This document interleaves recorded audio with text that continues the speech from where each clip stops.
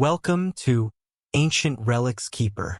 Uncover the hidden secrets of history, from ancient mysteries to lost civilizations. Join us on this thrilling journey. Subscribe and dive into the unknown. In the 1920s, while excavating a Buddhist stupa in what is now Pakistan, archaeologists stumbled upon something they didn't expect. Buried beneath the sands lay the ruins of a city, far older and more complex than anyone had imagined. This was Mohenjo-daro, the Mound of the Dead. Its discovery rewrote history, revealing a lost civilization as old and as grand as ancient Egypt and Mesopotamia. This was the Indus Valley Civilization. They built sprawling, grid-planned cities for millions of people, had sophisticated plumbing systems, and a unique, undeciphered script. And then they vanished. Around 1900 BC, their great cities were abandoned, their script was forgotten, and their entire civilization faded from human memory for nearly 4,000 years. What happened to them? Today, we investigate one of history's greatest demographic mysteries. How did the massive Harappan civilization simply disappear off the face of the earth? Before we can begin to unravel the mystery of how a civilization vanished, we must first understand the civilization itself. And when it comes to the ancient Indus Valley, what we have discovered is nothing short of breathtaking. This was not a minor, regional kingdom, nor a loose collection of scattered tribes. This was a bona fide ancient superpower, a titan of the Bronze Age that was, for a time, the largest and most populous civilization on Earth. For nearly 4,000 years, its existence was completely erased from human memory, a forgotten world buried beneath the dust of Pakistan and India. The story of what we have unearthed is the story of a lost empire that has forced us to redraw the map of the ancient world. Our first step in profiling this lost superpower is to grasp its sheer, mind-boggling scale. When we think of the great cradles of civilization, our minds typically go to two places: the fertile banks of the Nile in Egypt and the land between the Tigris and Euphrates rivers in Mesopotamia. For a long time, these were considered the twin pillars of the ancient world. But the discovery of the Indus Valley Civilization, also known as the Harappan Civilization after its first discovered city, Harappa, added a third, and arguably even larger, pillar. At its peak, from roughly 2600 to 1900 BC, the Harappan world was colossal. It stretched from the foothills of the Himalayas in the north to the shores of the Arabian Sea in the south, covering a territory of over 1.5 million square kilometers. To put that in perspective, the Harappan domain was larger than ancient Egypt and Mesopotamia combined. It encompassed most of modern-day Pakistan, a significant portion of western India, and even reached into Afghanistan. This was not just a political or cultural influence. This was a single, integrated civilization, evidenced by the remarkable uniformity of its artifacts and city plans across this immense area. And it wasn't just geographically vast. It was demographically huge. Estimates of its total population range as high as 5 million people. 5 million.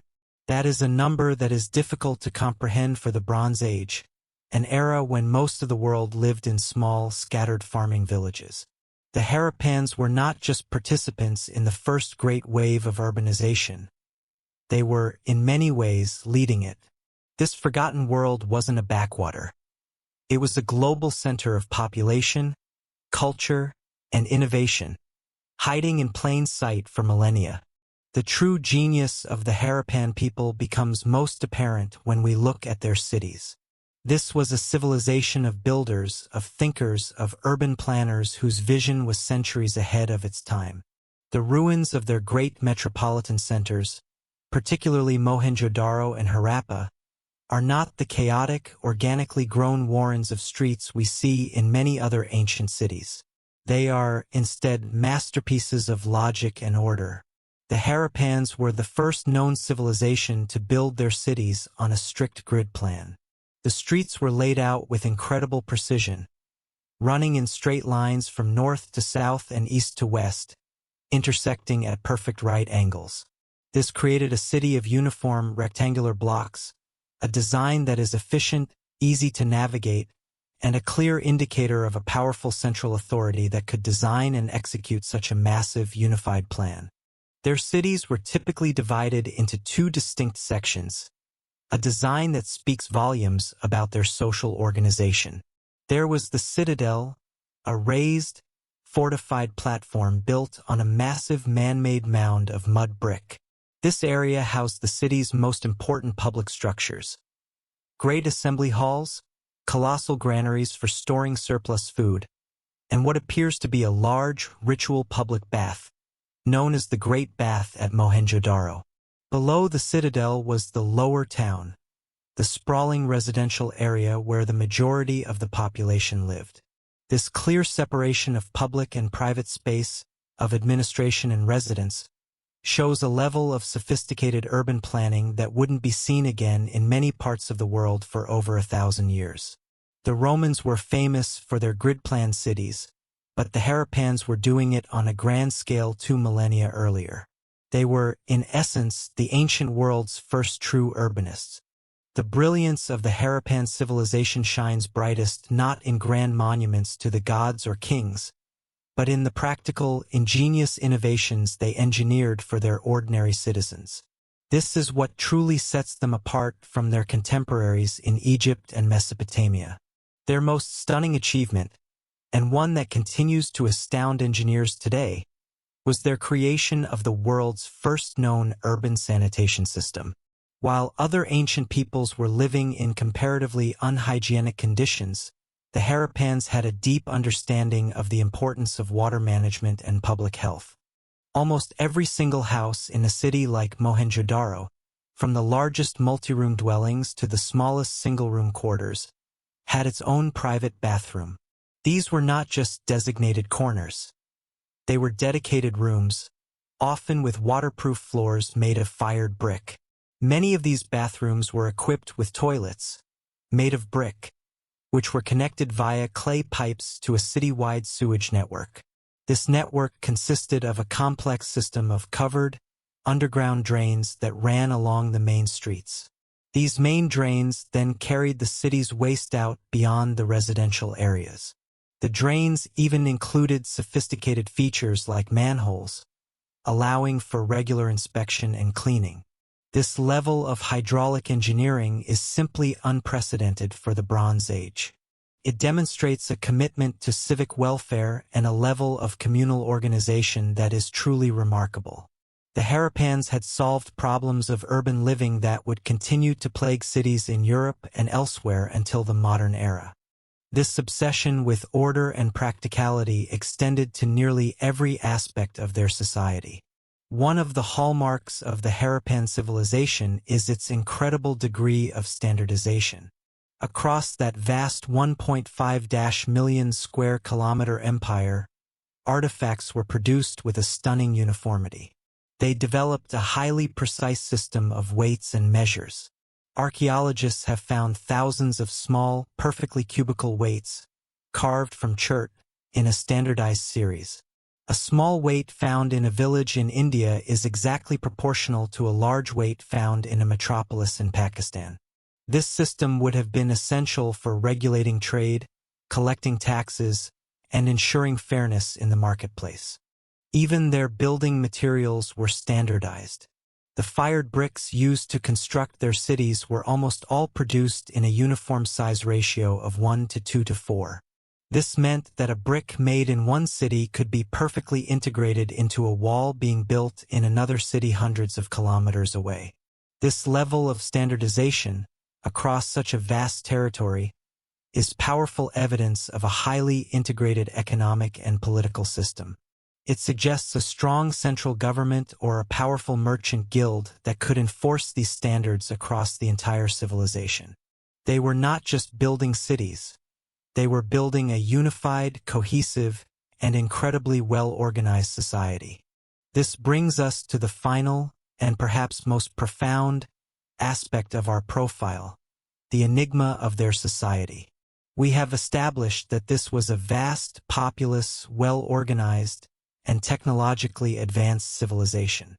By all accounts, it should have looked something like Egypt or Mesopotamia, with powerful kings, opulent palaces, grand temples, and a visible military presence. But it doesn't. This is where the Harappan world becomes truly mysterious, a civilization defined as much by what it lacks as by what it possesses.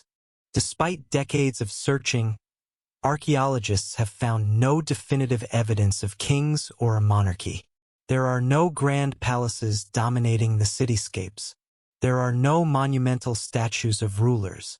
Crucially, there are no royal tombs, filled with the lavish treasures and sacrificed retainers that we see in the royal graves of Ur in Mesopotamia or the valleys of Egypt. There is one small, famous stone sculpture of a man with a beard and a decorated robe, nicknamed the Priest King. But this is just a modern label. There is no proof he was a ruler. How could a civilization of 5 million people, capable of coordinating massive public works projects, have functioned without a clear, powerful, centralized leadership structure? It's a question that baffles historians. Some suggest they were ruled by a council of priests or a committee of elite merchants, but the truth is we simply don't know. Equally puzzling is the apparent lack of warfare. While the citadel was often walled, the lower towns, where most people lived, were generally open and unfortified. Archaeologists have found very few weapons. Compared to the weapon-rich tombs of Egypt and Mesopotamia, the Harappan sites are remarkably barren. The art, too, is peaceful. While Mesopotamian art is filled with scenes of kings smiting their enemies and brutal battle scenes, Harappan art focuses on animals, religious motifs, and scenes of daily life. This has led many to conclude that the Harappan civilization was an incredibly peaceful, stable, and perhaps even egalitarian society. But this peacefulness is, in itself, a deep mystery. How did a civilization of this size and wealth maintain stability for over 700 years without a powerful military or a visible ruling monarch? How did they avoid the constant cycle of war and conquest that defined their contemporaries? The absence of these familiar structures of power makes the Harappan world feel almost alien, a different model for what a civilization could be. They were a superpower without the usual trappings of power. They built a world of order, cleanliness, and apparent peace on a scale that had never been seen before. And it is this very uniqueness, this quiet, orderly, and powerful civilization, that makes its eventual fate all the more shocking and mysterious. They had mastered the art of living together, only to have their entire world fade into nothing, leaving behind only the ghost of a forgotten superpower. Every great lost civilization leaves behind a puzzle. For the Egyptians, it was the riddle of how they built the pyramids. For the Maya, it was the mystery of their complex calendar. But for the Harappan people of the Indus Valley, the greatest puzzle they left behind is also the most personal. It is their voice. After establishing the sheer scale and sophistication of their world, we now turn to the most intimate and frustrating enigma of all, their writing. They had a script, a system of beautiful and complex symbols that they used for centuries. And today we cannot read a single word of it. This is the story of the Indus script, a 4,000-year-old code that we are no closer to cracking today than when it was first discovered. It is the story of a civilization that can be seen, but cannot be heard. Our investigation into this silent script begins with the evidence itself. What did the Harappans write on, and what did their writing look like? Unlike the Egyptians who carved monumental hieroglyphs on temple walls, or the Mesopotamians who pressed cuneiform into durable clay tablets, the Harappans chose a much smaller, more intimate medium. Archaeologists have unearthed thousands of tiny artifacts bearing their script, the most common of which are small, square seals, typically carved from a soft, easily worked stone called steatite. These seals are miniature works of art. They are usually no bigger than a modern postage stamp, yet they are carved with incredible precision. Each seal typically features two main elements: First, there is a pictographic image, a beautifully rendered depiction of an animal. The most common animal shown is a mysterious, one-horned creature that looks like a unicorn, though other animals like bulls, elephants, tigers, and rhinoceroses are also common. Above this animal image is a short line of elegant, abstract symbols, the script itself. This combination of image and text is the classic format of the Indus writing system. Besides these seals, the script has also been found on small copper tablets, pieces of pottery, and even on a large signboard discovered at the city of Dalavira, which seems to have been a public notice of some kind. The script is a ghost of a language. It is made up of around 400 unique symbols, a number that places it in a fascinating middle ground. It's too many symbols to be a simple alphabet, like the 26 letters of English, but it's far too few to be a purely logographic system like Chinese, where each symbol represents a whole word.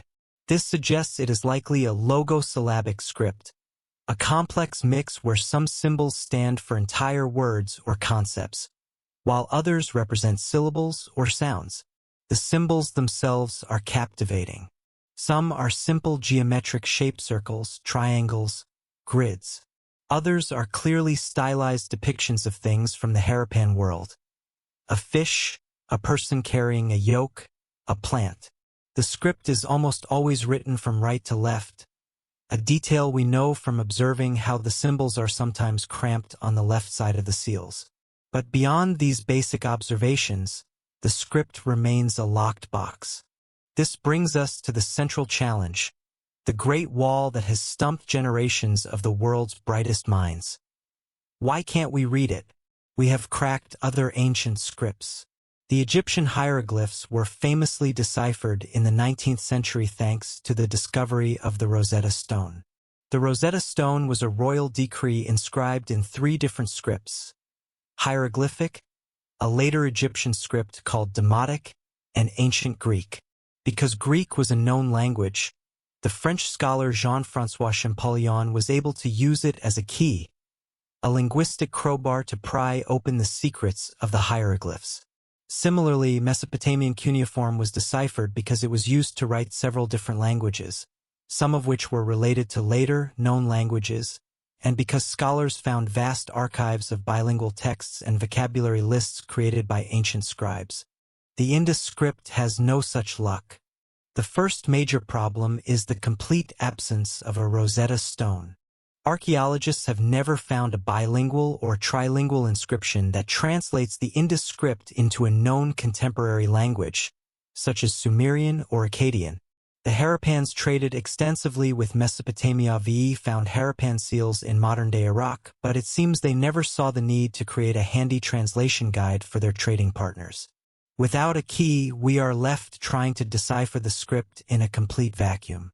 The second, equally daunting problem is the length of the inscriptions. They are tantalizingly short. The average inscription on an Indus seal is only about 4 or 5 symbols long. The longest known continuous text is a mere 17 symbols. This is a cryptographer's nightmare. To decipher a lost script, linguists and computers rely on finding patterns, frequencies, and repetitions in long blocks of text. With such short snippets of writing, it is almost impossible to perform a meaningful statistical analysis. It's like trying to understand the entire English language by only looking at a collection of people's names or street signs. You might be able to make some guesses, but you can't reconstruct the grammar, the syntax, or the full vocabulary. The Harappans have given us thousands of clues, but each clue is just a tiny, isolated fragment of a much larger puzzle. These immense challenges have led to a fascinating and sometimes heated debate among scholars. The majority of experts believe that the Indus script is, without a doubt, a true writing system used to encode a spoken language. But the lack of progress in deciphering it has given rise to a controversial counter-theory. This brings us to the debate. Is it even a language at all? In 2004, A provocative paper was published by a team of scholars who argued that the Indus symbols might not represent a language in the way that we typically understand writing. They proposed that the Indus script could be a non-linguistic symbol system. What does that mean? They suggested that the symbols might function more like the signs and emblems we see in the world around us today. For example, a modern coat of arms, a corporate logo, or a religious symbol like a cross or a Star of David can all convey complex information and meaning, but they don't directly encode the sounds of a spoken language. According to this theory, the symbols on the Indus seals might represent things like family names, clan affiliations, titles, or deities. The animal on the seal could represent a specific social group, and the symbols above it could represent a specific person's title or occupation within that group, like Chief of the Bull Clan. This would explain why the inscriptions are so short and repetitive. They are essentially labels, not sentences. This theory is highly controversial and has been strongly criticized by many linguists and archaeologists. They point to the clear, linear structure of the script and the complex patterns in which the symbols appear as strong evidence that it does, in fact, represent a spoken language.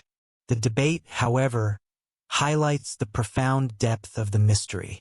We are so far from a solution that we are still arguing about the fundamental nature of what we are looking at.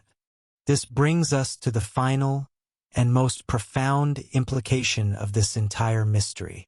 Because we cannot read their writing, the Harappan civilization remains a silent one. They are a great, voiceless empire. This is what makes their story both so fascinating and so tragic. We can see the material shell of their world in incredible detail. We can walk through the streets of their meticulously planned cities. We can analyze the pottery they made and the tools they used. We can even map their genome from the bones they left behind. We know what they built, what they ate, and what they looked like, but we cannot hear their thoughts. We do not know what they called themselves. The names Indus Valley Civilization and Harappan are modern inventions. We do not know the names of their leaders, if they even had kings in the traditional sense. We do not know the names of their gods, the stories of their heroes, or the content of their sacred myths. We cannot read their laws, their poetry, their histories, or their letters. Every other great Bronze Age civilization has left us a voice. From Mesopotamia, we have the Epic of Gilgamesh, the Code of Hammurabi. From Egypt, we have the Book of the Dead, the love poems of the New Kingdom. These texts bring their cultures to life, giving us an insight into their passions, their fears, and their view of the universe. The Harappans, by contrast, are mute. Their inner world is a complete blank to us. The purpose of their most iconic artifacts remains a guess. The seals are beautiful, but what were they for? Were they stamps used to mark ownership of trade goods? Were they amulets worn for spiritual protection? Were they identity cards for an administrative system? Without being able to read the inscriptions, we can only speculate. The answer to every deep question about their society, their politics, their religion, their social structure is likely locked away in those elegant, unreadable symbols. And most tantalizingly of all, it is possible, even probable, that the Harappans themselves wrote about the reasons for their decline. They may have recorded the great droughts, the shifting rivers, the social upheavals that led to the abandonment of their great cities. The answer to the entire mystery of their disappearance might be sitting right in front of us, hidden in plain sight, in a 4,000-year-old code that we simply cannot crack. The silent script is the ultimate symbol of the Harappan enigma, a civilization of immense sophistication whose story, in their own words, may be lost to us forever. We have established the profile of our victim, a vast, peaceful, and highly advanced civilization. We have examined their silent testimony, the undeciphered script that holds their deepest secrets. Now we arrive at the central crime scene. Around 1900 BC, after 7 centuries of stability and prosperity, the great cities of the Indus Valley began to decline. The intricate urban planning faltered, trade networks broke down, and one by one, the once teeming metropolises were abandoned, left to be swallowed by the sand and the silence. The question is not just what happened, but why. What could possibly cause a civilization of 5 million people to collapse? This is the ultimate cold case, and over the past century, investigators have identified several key suspects. Let's open the case file and examine the evidence for and against each one. Our first suspect is a classic villain in the story of fallen empires: foreign invasion. For many years, this was the leading theory, a dramatic and violent explanation known as the Aryan invasion theory. The story went like this. Around 1500 BC, waves of nomadic, horse-riding warriors, who called themselves Aryans, swept down from the steppes of Central Asia into the Indian subcontinent. They were a warlike people with superior bronze weapons and fast-moving chariots.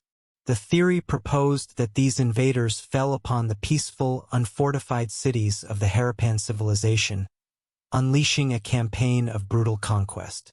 The peaceful merchants and engineers of the Indus were no match for these fierce warriors, and their great civilization was wiped out in a storm of fire and steel.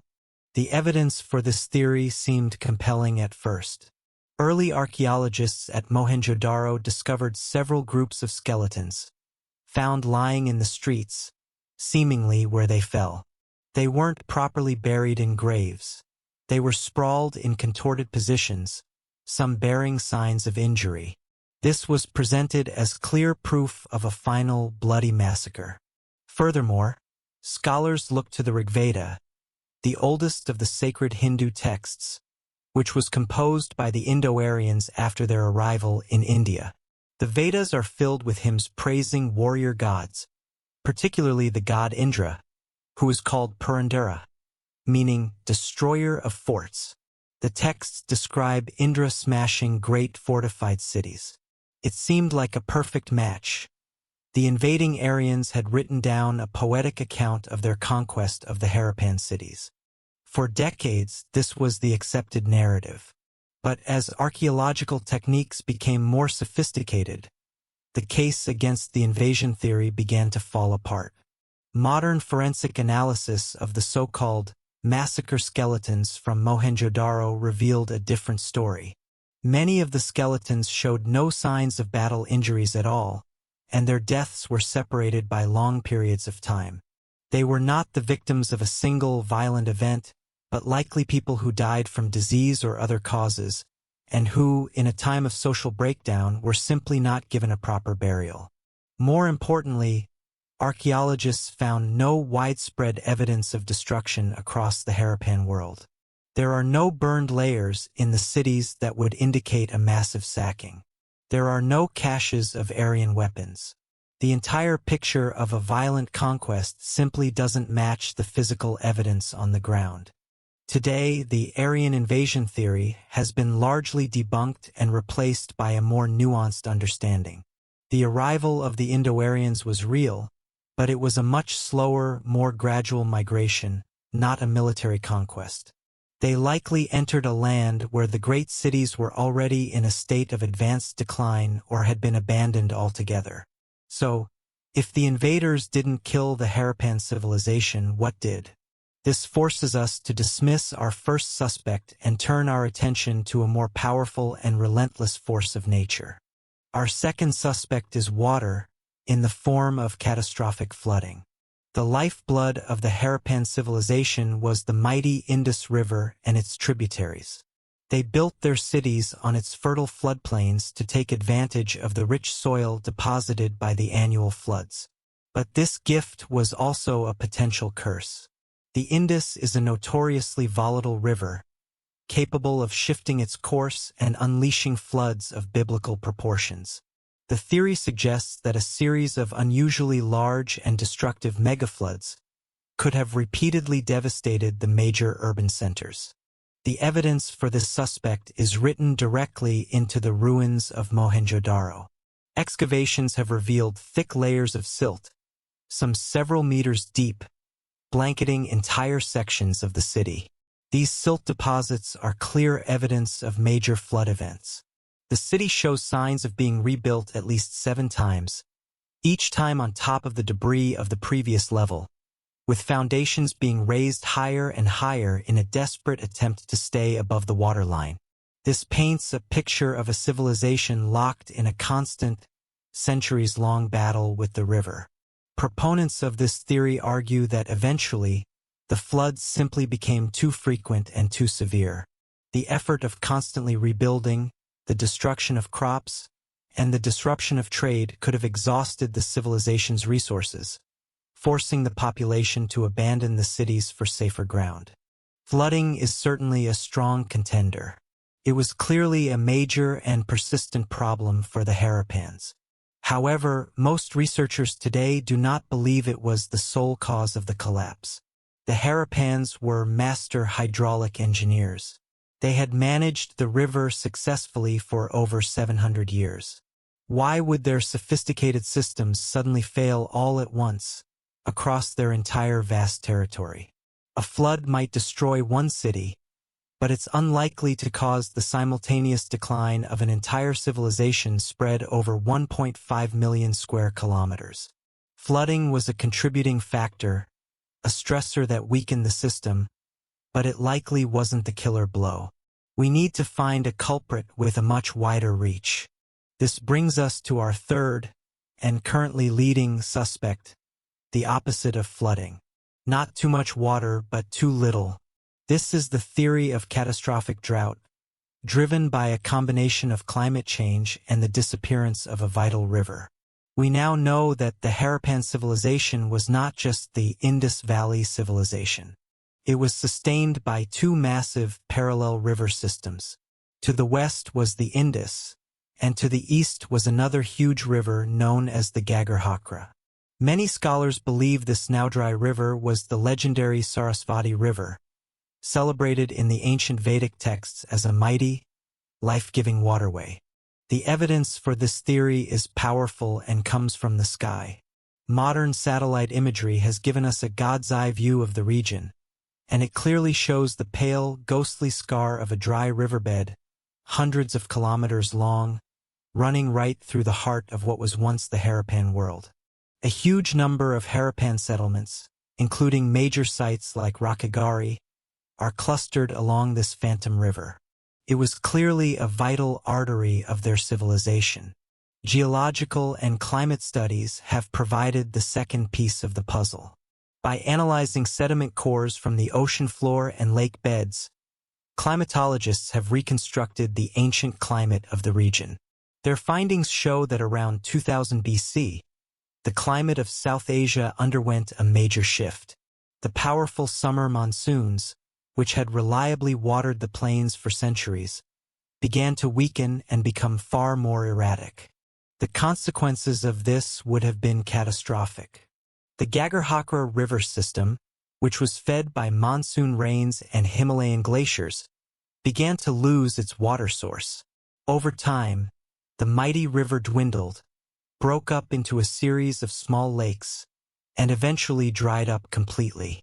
At the same time, the weakening monsoons meant less rainfall for agriculture across the entire civilization. The Harappans were faced with a civilization-wide, multi-generational drought. The great granaries would have emptied. The delicately balanced agricultural system that supported a population of 5 million people would have collapsed. The large, dense cities, with their enormous demand for water and food, would have become unsustainable. This theory elegantly explains the simultaneous decline of cities across the entire region. It wasn't a single event, but a slow, creeping environmental collapse that strangled the civilization over the course of a century or two. While climate change is the leading suspect, we must, in any thorough investigation, consider the more exotic possibilities. This leads us to our final suspect file, a collection of fringe theories. When a mystery is as profound as the collapse of the Harappans, it naturally attracts more speculative explanations. One theory suggests a devastating pandemic. In the densely packed urban centers, a highly infectious disease could have spread like wildfire, killing a significant portion of the population and causing a collapse in social order. This is plausible, but it is almost impossible to prove archaeologically, as the bacteria and viruses responsible would have left no trace. A far more sensational theory has been proposed by some authors, who point to strange anomalies at Mohenjo-Daro as evidence of a truly extraordinary event. They focus on accounts of vitrified rockstone and brick that appears to have been melted by intense heat and the unburied skeletons as evidence of an ancient nuclear explosion or a comet airburst, similar to the Tunguska event. This ancient atomic blast theory makes for a dramatic story, suggesting the city was destroyed in a single, fiery cataclysm. However, this theory has been thoroughly discredited by mainstream science. The vitrified rock is almost certainly just fragments of overfired pottery or industrial slag from kilns, which could easily reach temperatures high enough to melt clay. Furthermore, the site shows no elevated levels of radiation, which would be the undeniable fingerprint of a nuclear event. After reviewing all the evidence, the verdict of our investigation becomes clearer. The invasion theory is acquitted. The exotic theories are dismissed for lack of evidence. Flooding was an accomplice, a stressor that contributed to the decline. But the prime suspect, the one with the means, motive, and opportunity to cause the collapse of an entire civilization, is climate change. The drying up of a major river and the failure of the monsoons triggered a slow-motion catastrophe that the Harappans, for all their ingenuity, could not overcome. The final mystery, then, is not what killed them but what became of the survivors. We have sifted through the evidence and identified our prime suspect. The case of the vanished cities seems to be closed, with climate change catastrophic, long-term drought standing as the most likely culprit. But the end of the investigation is not the end of the story. In fact, it is the beginning of a new and perhaps more profound mystery. The death of the great Harappan cities did not necessarily mean the death of the Harappan people. So what became of the 5 million souls who made up this vast civilization? What is the true legacy of this ghost empire? To find the answers, we must look beyond the ruins and search for their echoes in the world that followed. Our first step is to redefine what we mean by collapse. The word conjures images of a sudden, apocalyptic end, cities burning, people dying, a culture vanishing overnight. But the latest archaeological and genetic research paints a very different and far more human picture. The end of the Harappan civilization was not a single dramatic event. It was a slow, drawn-out process of transformation. It was less of a sudden death and more of a gradual dispersal, a great migration driven by necessity. As the climate grew drier and the great rivers dwindled, the foundations of Harappan urban life began to crumble. The massive, centrally managed granaries emptied. The water-intensive sanitation systems became difficult to maintain. The once thriving trade networks that depended on river transport broke down. The great cities, which had once been symbols of security and prosperity, became death traps. They were too big, too dense, and too demanding on a landscape that could no longer support them. But people are resilient. They adapt. The Harappans did not simply stay in their failing cities and wait to die. They did what humans have always done when faced with an existential crisis. They moved. Over a period of several generations, there was a massive demographic shift. Families packed up what they could carry and abandoned the great metropolises of the Indus and Gagarhakra valleys. They migrated, seeking new sources of water and more reliable rainfall. Archaeological surveys have tracked this movement clearly. As the old urban centers in the west emptied out, a huge number of new, smaller settlements began to appear to the east, in the Gangetic Plain, and to the south, in what is now Gujarat and Maharashtra. The civilization didn't die, it deurbanized. It broke apart from a single integrated superstate into a mosaic of smaller, more localized rural cultures. They traded their great brick houses for simpler village dwellings. They swapped large-scale grain agriculture for more diverse, drought-resistant crops like millet.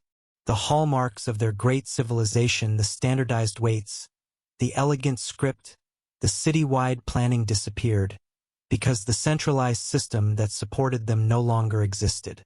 So, in a sense, the Harappan civilization as a political and economic entity did vanish. But the Harappan people survived. They carried on, their DNA and their cultural memory flowing into the new communities that would eventually form the basis for the next great chapter of Indian history. Their legacy is not one of extinction, but of adaptation and transformation.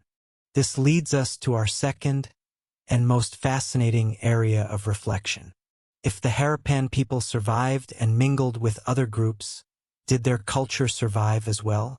When we look closely at the fabric of modern India and the traditions of Hinduism, we can see what appear to be the ghosts of the Indus Valley, faint but persistent echoes of their lost world. This suggests that the Harappan civilization didn't just disappear, it planted the seeds from which later Indian civilization grew. Consider their religious beliefs. While we can't know the names of their gods, their art gives us clues. One of the most famous Indus seals depicts a horned figure, seated in a cross-legged, meditative posture reminiscent of yoga, surrounded by animals.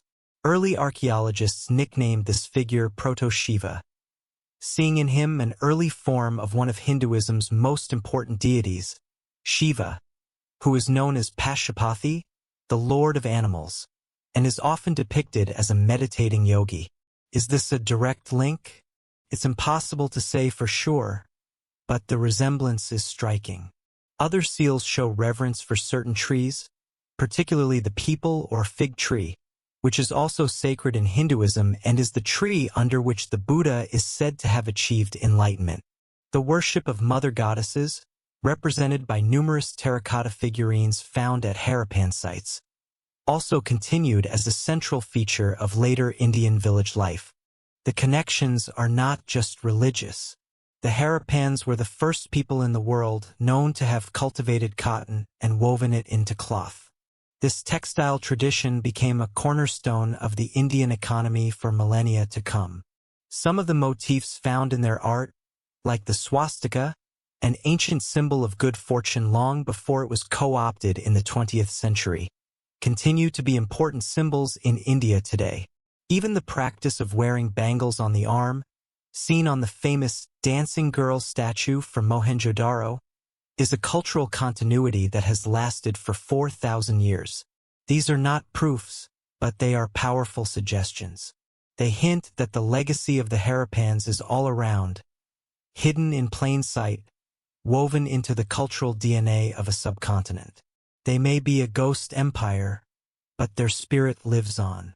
Even as we trace these echoes into the present, we must acknowledge that the core of the Harappan world remains shrouded in mystery. The dispersal of the population and the survival of certain traditions do not answer the fundamental questions about the civilization at its peak. This is the third part of their legacy, the great unanswered questions that continue to fuel research and speculation. Chief among them is the enigma of their political structure. How did they govern a peaceful society of millions without the overt authority of kings, palaces, or a standing army? Was it a form of collective governance by a priestly or merchant class? Was their society so deeply ingrained with a sense of order and religious duty that it didn't require forceful coercion? The Harappan model of a non-autocratic, large-scale state is a puzzle that challenges our basic assumptions about how ancient societies worked.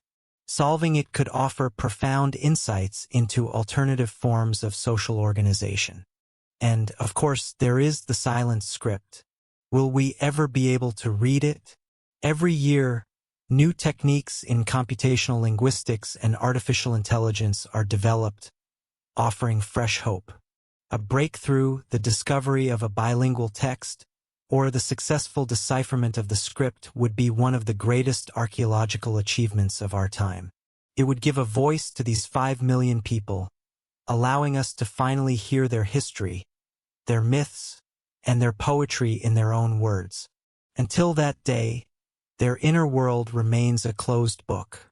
The unanswered questions are a crucial part of their legacy, a challenge that inspires each new generation of historians and archaeologists to keep digging, keep searching, and keep trying to crack the code. This leads us to the final and most urgent aspect of the Harappan legacy. Their story is not just a fascinating historical puzzle. It is a powerful and deeply relevant cautionary tale for the 21st century. The story of the Harappan collapse is a 4,000-year-old case study on the consequences of climate change. Here was a civilization that was, by any measure, brilliant. They were master engineers, meticulous planners, and had created a stable and prosperous society that lasted for 7 centuries. They had a sophisticated understanding of water management, building dams, reservoirs, and city-wide drainage systems. They were not a primitive people, helpless before the forces of nature. They were an advanced civilization that had seemingly mastered their environment. And yet they were brought to their knees. They could not out-engineer a fundamental shift in the planet's climate system. The weakening of the monsoons and the drying of a major river were forces beyond their control. Their highly optimized, centralized system, which had been their greatest strength during the good times, became their greatest vulnerability when the environment changed. The great cities, so dependent on a predictable supply of water and grain, could not adapt quickly enough. The parallels to our own time are impossible to ignore. We, too, have built a complex, interconnected global civilization. We, too, are heavily dependent on stable climate patterns and reliable sources of water and food. And we, too, are facing a period of rapid, man-made climate change. The story of the Harappans serves as a stark and humbling warning from the deep past. It shows that no level of technological sophistication can guarantee immunity from environmental collapse. Their vanished cities, now just mounds of dust and brick in an arid landscape, stand as a silent monument to the fragile relationship between human society and the planetary systems that sustain it.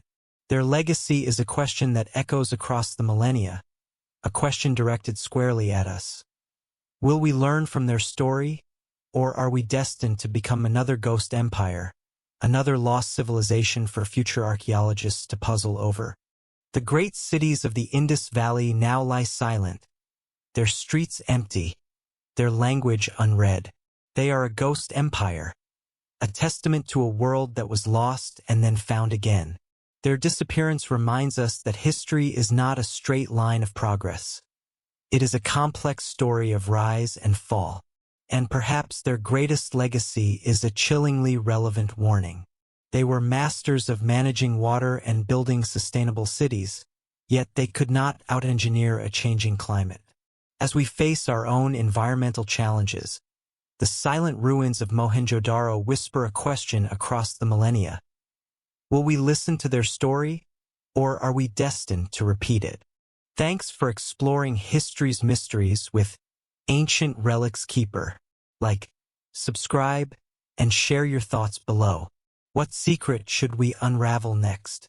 Stay curious and see you soon.